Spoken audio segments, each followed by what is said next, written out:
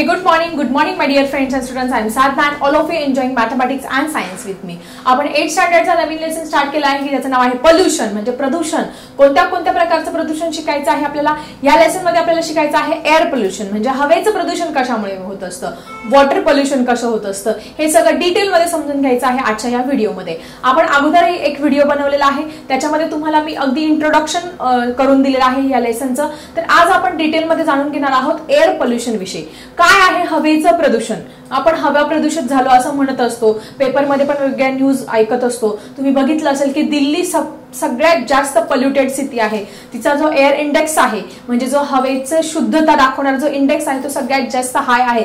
सगळ्यात जास्त दूषित हवा ही दिल्लीची आहे. मग ह्या सगळ्या बातम्यांवरून आपल्याला काय कळत असतं की एअर पोल्युशन हे दिवसेंदिवस काय आहे वाढत चालले आहे. So what is air pollution तुमच्या पुस्तकामध्ये डेफिनेशन दिली आहे. That is contamination of air by harmful substances like poisonous gases, smoke, particulate matters, microbes etcetera is called as the air pollution. पुस्तकात डेफिनेशन पण दिलेली आहे. म्हणजे तुमची जी हवा आहे ती हवा प्रदूषित होत असते. कशामुळे प्रदूषित होत असते? Poisonous gases. मग हे पॉइझनस गॅसेस कुठून बाहेर पडत असतात? Different type of vehicle. तुमचे जे वेगवेगळे वाहन आहे, तुमच्या कार आहे, बसेस आहे, 2 व्हीलर्स, 4 व्हीलर्स, या सगळ्यांमधून वेगवेगळ्या प्रकारचे पॉइझनस गॅसेस बाहेर पडत असतात. त्यानंतर स्मोक आहे, त्यानंतर तुमचे इंडस्ट्रीज आहे, या इंडस्ट्रीच्या चिमनीज मधून वेगवेगळ्या प्रकारचे पॉइझनस गॅसेस बाहेर पडत असतात आणि हे सगळे हवेमध्ये मिक्स झाल्यानंतर ती हवा काय होत असते? श्वास घ्यायला योग्य राहत नाही, पोल्युटेड होत असते आणि यालाच काय म्हणत असतो आपण? एअर पोल्युशन असं म्हणत असतो. तुमच्या पुस्तकामध्ये वेगवेगळे पिक्चर्स दाखवले आहेत. That is the reasons for the air pollution. सगळ्यात पहिले तुम्ही बघू शकता कुठलं पिक्चर आहे.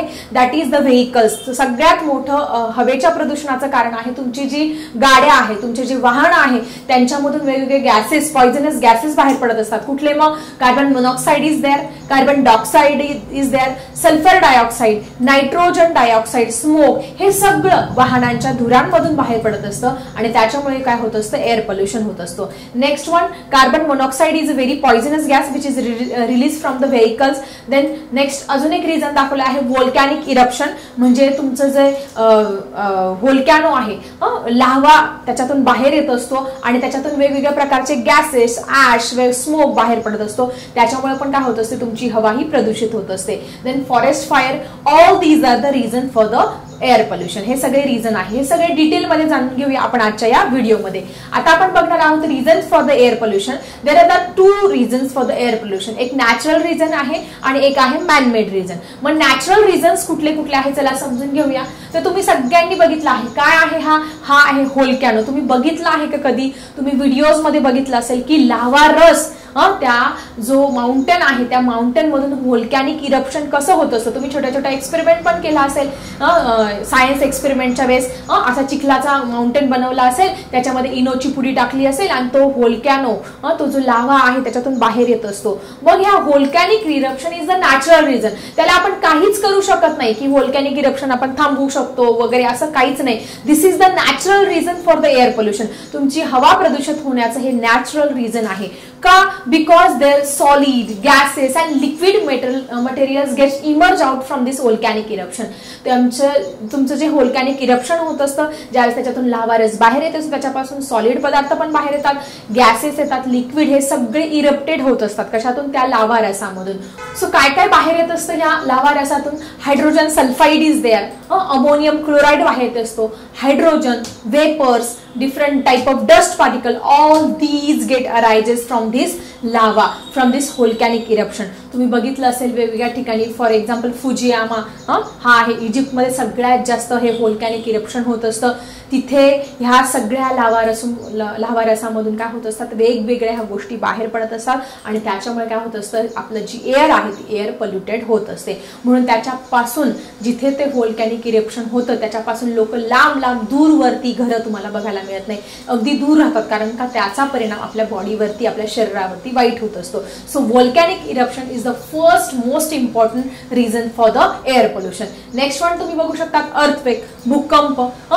ज्यावेळेस भूकंप होत असतो, टेक्टॉनिक प्लेट, भूकंप कसा होतो वगैरे मी तुम्हाला व्हिडिओमध्ये पण सांगितलं आहे. ते टेक्टॉनिक प्लेट्स आहेत, ज्यावेळेस त्या एकमेकांवरती रब होतात त्यावेळेस काय होत असतो? भूकंप हा होत असतो. मग हा भूकंप होतो ज्यावेळेस तिथली जी जमीन आहे ती ब्रस्ट होत असते, त्यातून सुद्धा काय होत असतात? Poisonous gases, different type of vapors, different gases get erupted from this earthquake. त्या अर्थक्वेक मधून काय होत असतं, हे सगळं बाहेर पडत असतं आणि त्याच्यामुळे पण काय होत असतं, एअर पोल्युशन हे होत असतो. So earthquake is the second natural reason for the air pollution. Next one आपण बघू शकता सायक्लॉन्स, डस्ट स्टॉर्म्स. कधी कधी धुळीची मोठी मोठी वादळ येत असतात, तुफान येत असतं, वावटळ येत असते, आपण त्याला मराठीमध्ये म्हणत असतो. याच्यामुळे सुद्धा एअर पोल्युशन हे होत असतं. मग आता ह्या वावटळीमध्ये काय होत असतं, dust, the air particles, soil, garbage, pollen grains, all these microbes get mixed in this air and it causes the air pollution. मग त्या वावटळीमध्ये धूळ, माती, त्यानंतर pollen grains, garbage, कचरा हे सगळं त्याच्यामध्ये उडत असतं आणि त्याच्यामुळे काय होत असते, हवा आपली प्रदूषित ही होत असते. So we saw the first volcanic eruption, next one we saw the earthquake, next one we saw the cyclones and the dust storms. So student, next natural reason is a forest fire. जंगलांना जी आग लागत असते, आपोआप लागत असते, माणसाने आग लावलेली नसते. त्या ज्या फांद्या आहेत त्या एकमेकांवरती घासतात आणि काय होत असतं, खूप हीटमुळे काय होत असतं, ह्या जंगलांना आग लागत असते आणि ह्या जंगलांना लागलेल्या आगीमुळे forest fire, it releases different type of gases in the air. For example, carbon dioxide is there, sulfur dioxide, hydrogen sulfide is there, and smoke get mixed in the air and it causes the air pollution. तुम्ही 2-3 वर्षापूर्वी बातमी पण ऐकली असेल की Amazon rain फॉरेस्टला आग लागली आहे. त्याच्यामुळे कित्येक दिवस ते जे शहर होते त्या शहरांवरती ते पोल्युशनची छाया होती, सगळीकडे अंधार किंवा तो जो धूर आहे तो तुम्हाला दिसत होता. जवळजवळ संपूर्ण जगाला 20% ऑक्सिजनचा पुरवठा हे अमेझॉन रेन फॉरेस्ट करत असतं आणि हे अमेझॉन रेन फॉरेस्टला ज्यावेळेस आग लागली होती त्याचा खूप जास्त मोठा परिणाम ह्या शहरांवरती झाला होता. म्हणजे फॉरेस्ट फायर हे सुद्धा एक इम्पॉर्टंट रिझन आहे for the causing the air pollution. And the last reason you can see the microbes in the air. हवेमध्ये छोटे छोटे मायक्रोब्स प्रेझेंट असतात. For example spores of bacteria, fungi is there. Fungi तुम्ही बुरशी बघितली आहे, ती बुरशीचं जे स्पोर्स असतात ते मॅच्युअर झाल्यानंतर असे बाहेर पडत असतात. त्याच्यामुळे काय होत असतं, तुमचं पोल्युशन ऑफ द एअर हे होत असतं. So all these are the 5 reasons for causing the air pollution. These are the natural reasons. Now we have to see which are the man-made reason for causing the air pollution. So student, first reason आहे तुमचं man-made pollution साठी, that is fuels. आपण वेगवेगळ्या प्रकारचे इंधन हे daily life मध्ये use करत असतो. For example burning of fuels like petrol, diesel, kerosene यांचं ज्वलन करत असतो. Then again burning of timber, LPG gas is there. All these releases different type of gases in the air. यांचं आपण ज्यावेळेस ज्वलन करत असतो त्यावेळेस carbon dioxide, carbon monoxide, sulphur dioxide, nitrogen dioxide and some lead compounds get release in the air and it causes the air pollution. म्हणजे यामुळे ह्या फ्युएलच्या ज्वलनामुळे काय होत असतं, अशा पद्धतीने हे एअर पोल्युशन हे होत असतं. फॉर एक्झाम्पल तुम्ही दिल्लीचं तर एक्झाम्पल ऐकलं आहे की सगळ्यात जास्त हवा जी आहे पोल्युटेड कुठली आहे, तुमची दिल्लीची जी हवा आहे ती सगळ्यात जास्त पोल्युटेड एअर आहे. देन आता व्हेकल्स तर तुम्हाला सगळ्यांना माहिती आहे. अजून 10 वर्षांनी अशी परिस्थिती असणार आहे की सगळीकडे इलेक्ट्रिकल, दुसऱ्या कंट्रीजमध्ये तर तुम्ही बघितलं आहे की इलेक्ट्रिक कार्स वगैरे इलेक्ट्रिकल व्हेकल्स आलेलेच आहे. कारण ते काय करतात, पोल्युशन बिलकुल करत नाही आणि पेट्रोल डिझेल याचे जे साठे संपत आले त्याचा सुद्धा आपल्याला काय होत असतं, प्रिव्हेन्शन होत असतं. त्याच्यामुळे 10 वर्षांनंतर तुम्हाला सगळीकडे इलेक्ट्रिक कार्स, इलेक्ट्रिक व्हेकल्स हे बघायला मिळणार आहे. आतापासूनच त्याची सुरुवात झालेली आहे. Because it reduces the air pollution. Air pollution हे त्याच्या काय करत असतात, कमी करत असतात. हे खूप महत्वाचं आहे. कारण आपण जी हवा घेत असतो नाकावाटी ती शुद्ध जर आपल्याला मिळाली तर आपल्या लाईफवरती त्याचा चांगला इफेक्ट होत असतो. ती जर प्रदूषित हवा मिळाली तर आपल्या लंग्सवरती, आपल्या जे बॉडी पार्ट्स आहेत, ट्रॅकियावरती, या सगळ्यांवरती त्याचा वाईट परिणाम हा होत असतो. The next reason you can see that is burning of solid waste. मग तुमचे जे फार्मर्स आहेत, ॲग्रिकल्चर जे वेस्ट आहे ते ओपन स्पेसमध्ये ज्यावेळेस बर्न करत असतात. When agriculture waste is burn in open spaces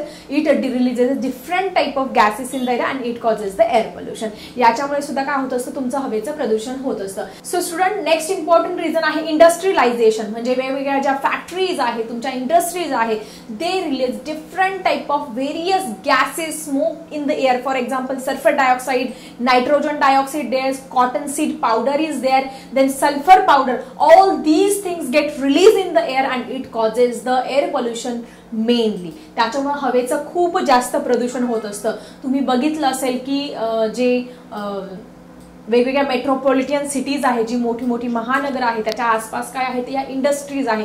या इंडस्ट्रीज मधून बाहेर पडणाऱ्या धुरामुळे तिथली जी हवा आहे त्याची जी क्वालिटी आहे ती सगळ्यात लो आहे. देन नेक्स्ट रिझन तुम्ही बघू शकता, the atomic energy plants and the blast. Okay, the using of the radioactive elements like uranium, thorium, graphite is there, plutonium, all these metals releases the radioactive rays in the air and it causes the air pollution. म्हणजे electricity generate करण्यासाठी atomic energy power plants असतात, तिथे काय करतात, ह्या सगळ्या मेटलचा use करतात आणि त्याच्यामुळे हे रेडिएशन बाहेर पडत असतात आणि त्याच्यामुळे मोठ्या प्रमाणामध्ये काय होत असतं, हवेचं प्रदूषण होत असतं, की जे आपल्या बॉडीसाठी खूप घातक आहे. ओके, आय थिंक तुम्हाला हे सगळे रिझन समजले असतील. सो तुमच्या पुस्तकामध्ये internet my friend collect information about the large volcanoes in the world, जगामध्ये कुठले कुठले व्होल्कॅनिक इरप्शन, कुठले कुठले व्होल्कॅनोज आहे त्याची माहिती मिळवा, त्याचे पिक्चर्स तुमच्या बुकमध्ये स्टिक करा. इफेक्ट ऑफ एअर पोल्युशन काय होत असतं याची इन्फॉर्मेशन, कारण आपल्याला गुगलवरून सगळी इन्फॉर्मेशन ही मिळत असते, तर हा प्रोजेक्ट तुम्ही घरी करू शकता. सो आय थिंक आजच्या या व्हिडिओमध्ये तुम्हाला which are the natural reasons and which are the man-made reasons for the air pollution हे क्लिअर झालं असेल. चला भेटूया अशाच इंटरेस्टिंग टॉपिकसह नेक्स्ट व्हिडिओमध्ये. आता मी थांबते. Bye everyone.